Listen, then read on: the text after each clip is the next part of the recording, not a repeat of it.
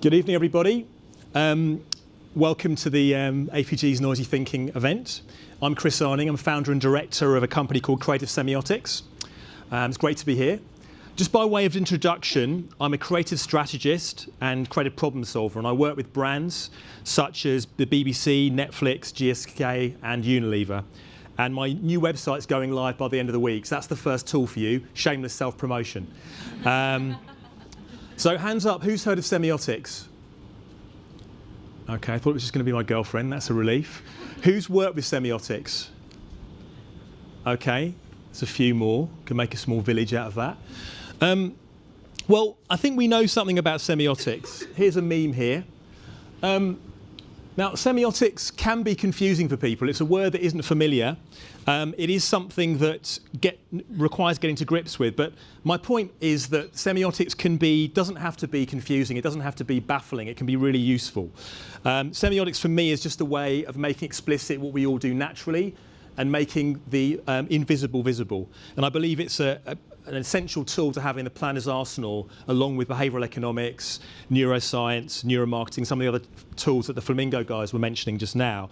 So semiotics can also be a bit more like this. It can be thrilling, it can give you insights and epiphanies about your business and about how you move forward with your brand.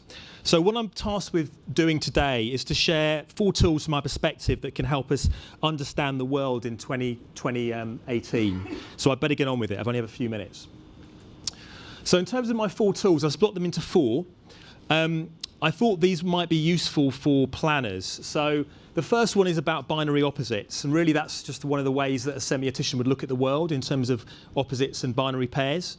Then we're going to be talking about something to do with cultural capital, which is how we use signals to signify things about our social status. Thirdly, we're going to go through something to do with music and how music can create meaning and how we can understand that. And then the 4th is more like what we call a life hack. So it's something that can help improve your life and help do what you do as a job. So first, binary oppositions. Binary opposites is the implicit cultural system by which 2 inherent opposites are set off against one another. So we only know clean because we understand dirty. We only understand processed food because we understand the framework of fresh. You know, kettle chips make sense in terms of packaging because we've seen Walkers and there's glossy versus matte. So semiotic thought suggests the real understanding of anything comes from knowing what it's not rather than what it is. But not everything in black and white makes sense. Great segue. Brand values presuppose their binary opposite, which is essential in communication. So brands and categories work implicitly on binary oppositions. So Diesel versus Levi's, Pepsi versus Coke. But even within a brand, this brand is built on a profound binary oppositions. We have the metaphor of black and white for the dark and light of the product. We have the surge and the settle to dramatize the way the product is. But also we have the single maverick Guinness drinker against the superficial, colourful world of lager. And that's something that the Guinness has traded upon for years, arguably. When I worked on VW, their problem was being too understated. And what we found out from the semiotics was actually undercutting the desire of the product. They always said implicitly in their advertising, we're not flashy, we're not BMW, we're not a large American car, we're not an unreliable Italian car. But actually, what are you? And that was what they were never really talking about through their English understatement. Just another one, and so just to give you a clarity on that, so the metaphor, obviously, the pinstripe versus the leopard skin, a class distinction, another binary opposite. Less happily, we can see quite vicious, melanin-obliterating whiteness advertising. It draws its force not only from Christian spiritual imagery, but also from the hidden blackness that we cannot see, but that is implicitly referenced through the ideology of the advertising, predicated, of course, on the social norm that dark skin is undesirable. Now, lack of diversity and, frankly, the elevation of skin lightening to a social norm has obviously hit a backlash recently. So we see skincare brands started by people of colour, for people of colour, like Rihanna's Fenty or Ipara, as I've shown here, challenging the big brands who have obviously more belatedly started integrating people of colour into their advertising and produce ranges of different shades for people of colour, rather belatedly. But just to summarise a way of looking at binary oppositions, if we see, we think about the skincare market in terms of 2 batches, the old skincare and the new skincare, which I recently produced on a project. So the old skincare works on mass media, the new skincare is more about blogs and social media. The old skincare works through patriarchy. The new skincare is more of a matriarchy, and there's less kind of body shaming, and the beauty myth is very much soft-pedaled in the new skincare, which is not to say they're not saying you should look desirable, but there's a kind of an ideology of toning that down. And all the other things which I'm not going to go through, but I guess you'll get these slides after the presentation. So on to the next tool. I couldn't speak about semiotics without mentioning culture. And culture is neither just what we do around here or what we tend to do in this country, neither is it highbrow culture like opera or art. It's actually just the signs and symbols we use to communicate with each other. So we can come on to the idea of cultural capital. A cultural capital consists of the social assets of a person that promotes social mobility in a stratified society, or as Grayson Perry calls it, on social media, gaining brownie points from your friends from posting a meme or photos from an art exhibition. Now, what I'm really interested in at the moment in terms of cultural capital is the surfeit of kitsch. So kitsch is a sort of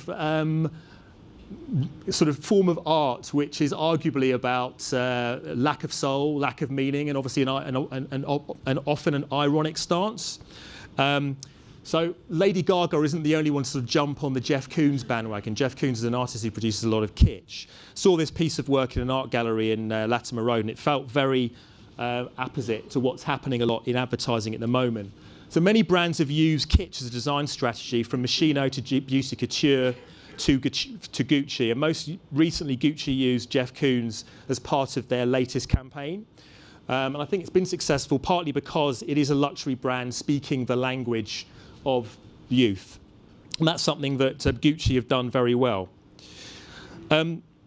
Just in terms of kitsch, we can also find it through the appropriation of meme culture that Lenovo show in this ad. And if you've seen their yoga ad, it's kind of a spoof of meme culture and sort of incongruous juxtaposition and randomness. That's also part of this same sort of general love of kitsch and cultural appropriation. We couldn't also talk about this area without talking about unicorns, because the unicorn is a very ubiquitous entity at the moment. They are everywhere. You can get unicorn glow, have unicorn toast with your unicorn frappuccino, and even drink unicorn gin liquor as seen in this advertising. So we have a surfeit of kitsch, and people are using kitsch as a way of signifying the fact that they're in touch with the cultural zeitgeist on social media. And this is something that obviously brands are also appropriating. So in this ad, you have eBay challenging a gay user to deck out their Ford Mustang in a Rainbow Alliance colours and a unicorn purely through eBay purchases, which is obviously a great coup for eBay. And she then drove it through along a gay pride rally with her mum. So that was a kind of real coup for eBay. It's obviously also been appropriated by brands like lastminute.com, this whole idea of pinkification. There is a large degree of appropriation of LGBT and queer codes in this, of course. There is the sort of internet culture, there is nostalgia for the 90s, and just a kind of a general love of colour and display. The third tool is about music, and I'm going to go through it relatively quickly.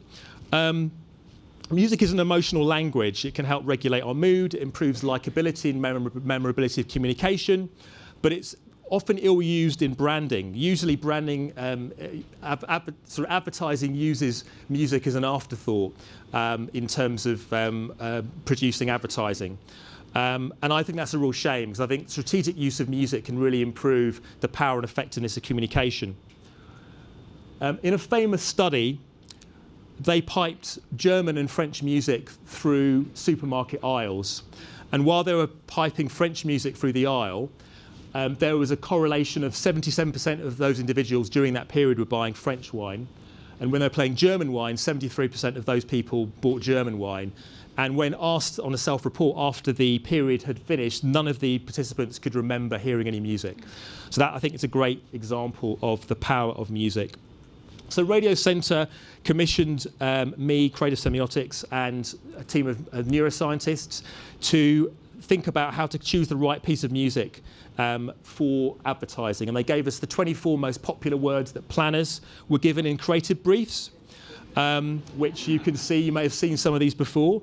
And we were asked to look through a vast amount of music, listen to thousands of tracks, literally, and we whittled the tracks down to 120 tracks. 5 for each of these pieces of music. Then we were challenged to say, well, how does each piece of music have meaning? These were the parameters we came out with, which have a lot of credence in the literature, and they are on display on a tool called the Brand Music Navigator, which you can find online, and I will be sharing the link with you in the presentation. It's a tool to help choose music in advertising. I do have one final tool, which is about mindfulness and staying woke, but I will include that in the presentation when I send it through to you because my time is up. Thank you very much.